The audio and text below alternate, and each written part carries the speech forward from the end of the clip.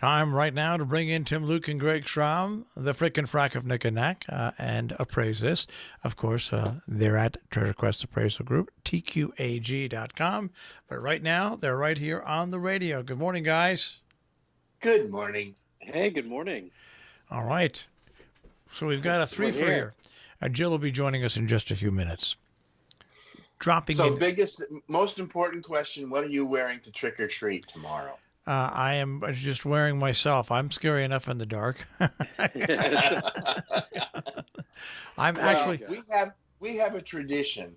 What we do is we live in a community where the majority of the residents are grandparents. So we have maybe two trick-or-treaters, and we've had two of the same trick-or-treaters ever since they were 4 years old, and now they're 12 or 13. So every year what we do is we set out in our driveway with a little table with just a little candy on it and several bottles of wine, so that when the parents and the neighbors go by, instead of trick-or-treating, they can stop in for a glass of wine. So that's what we do tomorrow. But we will be in costume. Well, maybe. So what costumes? I was going to say, now I want to hear this. I hear maybe from Mr. Luke there. Well, we have to be. Yeah. We have to. We have costumes this year where Tim is a bottle of Cabernet and I'm a wedge of Swiss cheese. So we're wine and cheese. Well, you need somebody to be a knife. I have the knife with me. It comes with the cheese. With the cheese spreader. And the cheese. You know what they say, the cheese does stand alone. That's right. Well, does Mr. Wine come with the glass as well? Well, no. I provide that. Yeah, it's an interesting vintage, though. The Cabernet costume that he has, it's an interesting varietal. It's called Foreplay. Yeah, you give a little, get a little. So it's an adult costume. I would think it is. Yeah, we had a couple parties this weekend, so we debuted that, and it'll make its final appearance on Halloween.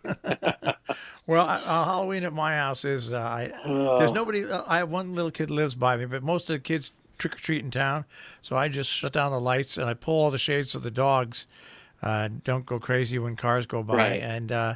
And then I hope for the best when I come out that there's no pumpkin smashed in front of my house. Right. Well, don't have that. But we did want to talk about, there was something that happened at auction last week, which was pretty amazing. There was a portrait that was done in the style of 17th, 18th century painters, and it was created by artificial intelligence. And it was the first that was offered at a major auction house, and it was sold at Christie's. I think it was last Thursday, and it was estimated at, I think, $7,000 to $10,000. And Greg, What did it ultimately sell for? It sold for a whopping $432,500. So close to $500,000. And no human hand touched it. So it was. No, wait. Repeat that. It sold for $400,000 and some odd $1,000. Yes. $432,500. Can I ask a question? Mm-hmm. What idiot bought that? Wasn't me. No, but there's a number of, they created this whole, what they did is they entered into the computer all of the different brush strokes and things of all the famous painters, and they created an algorithm out of, of course, this is very scientific. There was so much that went into this. And they also, Greg, they created a family tree that they did these portraits, and they did a whole thing where they had, just like they would have done in the 17th century, so 18th century. Where actually it goes back. It spanned from the 14th. Yeah, 14th? From the 14th up to the 20th century. To the 20th. Okay. It was three artists, I guess. One of them was Hugo Dupré, or Cassels Dupré, and then there was another one named Pierre Fautrel, and then Gautier Venier. So they between the three of them, they came up with this family tree, and they came up with an algorithm. And the painting is actually signed with the instead of the art. Well, the artist is actually a mathematical. It looks like E equals M. MC squared. Like Yeah. MC squared. Like some. It's a longer thing. And they're serious about it. I mean, I think it was kind of clever that they had a signature was a formula, a mathematical formula. But Marshall has a question and I have a question. So Marshall, go first. Hello. So hey, Jill. So who created this? Are they private individuals, a think tank, a nonprofit, or are they just lucky that they struck big? No, I think they act. From what I've read, it was something that was done. Yeah, it was done. It was a college project. It was a master's project that they were working on to see if they could do something. They did, and of course, Christie thought, well, yeah, let's put it out there. Let's see, get good press. Let's just see what happens. And how much again? How much did it sell for? Well, it was estimated at $7,000 to $10,000, and it sold for $432.5 thousand. Well, yeah, 432,500. 500. Yeah. Okay. So. I'm going to the bathroom to puke. Pardon me. I'll be back. There's a lot of money out there that needs to be allocated, and I guess that's money in the market, but it's also it's a here novelty. We are again. Here we are again talking about a piece of art that it was hyped and was manufactured. It's the first out there too, so it is the first, and that's what's that'll continue to be.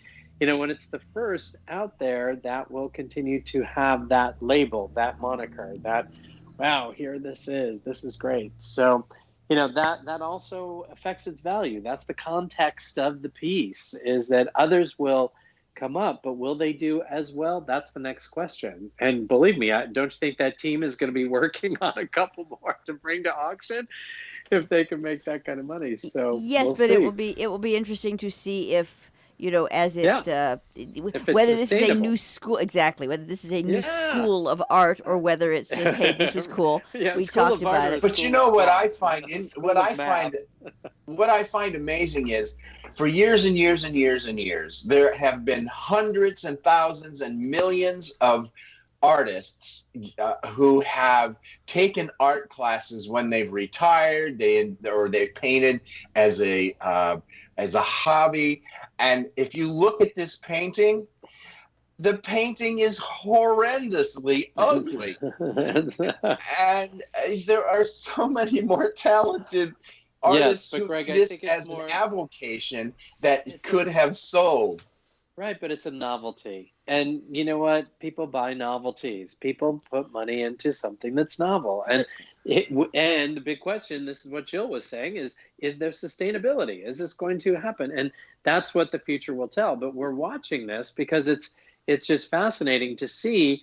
Again, I said this when I started auctioneering. I am amazed at what people will put their hands in the air for and how much money they will pay for stuff. And, you watch this, you see, is it a fad or is it a trend? And that's what we're going to find out. But this was something that just hit the auction market. And this is right up there with the virtual, it's artificial intelligence doing this. It's up there with Bitcoin. It's up there. We're right on the beginnings of all of this. And we'll see in the next couple of years how this all translates into the marketplace. Well, now someone's going to do a first statue or something like that. You wait and see. Oh, it'll be a 3D printer. Yeah, a 3D printer. They'll do a statue, and they'll make another $450,000. I think if I can get my hand on a 3D printer, maybe I'll make something. Yeah, there you go. Make that plane That's what that you you should designed. do. But I. Based on radio waves from all of your radio programming. I've got algorithms, I'll tell you. I bet you do. I think that I think we're having just seen a New York Times article that tells you if you walk for 10 minutes a day, get some air, and get some sleep, you will be healthier and live longer. Having just circled back to that, I'm waiting to, I can just see it now. boom, bust. Vincent Van Gogh. Yes. Computer. Oh, yeah. Computer, paint me an apple. There's a commercial already, the Progressive, I believe, with this kid, just like a total drone thing. But it's right. challenging because because as someone whose credit cards apparently are being replaced weekly since they're being hacked, as these big outfits try to retrofit their security, Right. we're having to return and messing everything up. We're sort of having to return to a basic analog system while they're getting it together.